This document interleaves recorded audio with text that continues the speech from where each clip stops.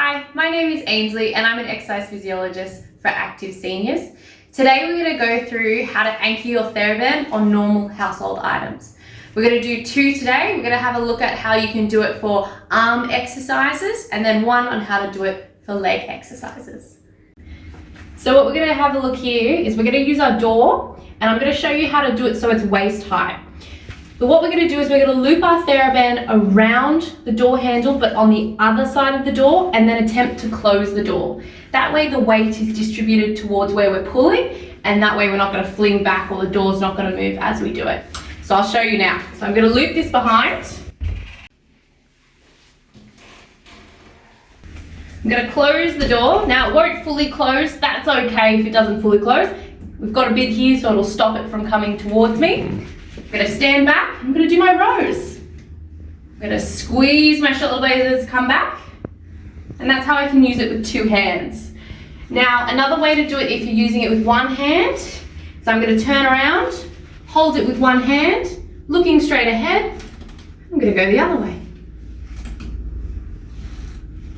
If you wanted to make this much longer and you don't want to waste any of your theraband, you can tie a knot around the door handle on the other side and shut it. That's another way of doing it. So now we're going to see how we can do it to the top of the door and pull downwards.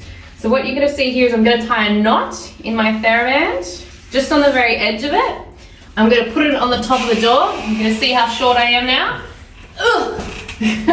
I'm going to shut the door.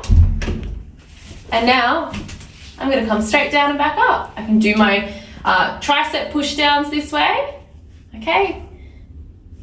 And I find this is a good method for anyone that even if you needed to be seated during this exercise, you can pull up a stool and do that as well. Now I'm going to show you how to do it with a chair, and this is mostly for exercises for your feet to be anchored to it.